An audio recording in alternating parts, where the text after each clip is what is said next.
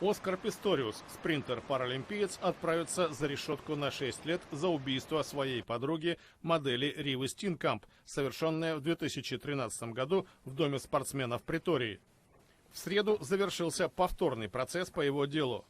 Судья Токозиле Масипа не согласилась со стороной обвинения и многими гражданами Южной Африки, которые настаивали на 15 годах заключения.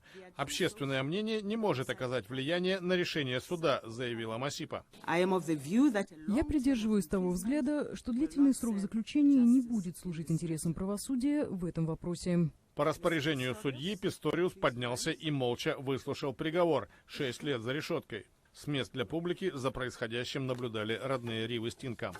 По словам судьи, семья погибшей понесла тяжелую утрату, но и жизнь Писториуса уже не будет прежней. Он поверженный герой и больше не сможет жить в мире с собой, сказала Токозиле Масипа.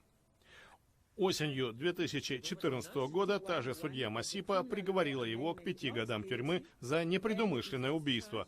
Писториус и его защита настаивали на том, что он 4 раза выстрелил в Стинкамп через закрытую дверь ванной комнаты, приняв ее за грабителя. Обвинение оспорило приговор, и Писториус через 9 месяцев вышел на свободу. В декабре 2015 года Верховный апелляционный суд ЮАР удовлетворил протест прокуратуры и постановил, что спортсмена следует признать виновным в умышленном убийстве.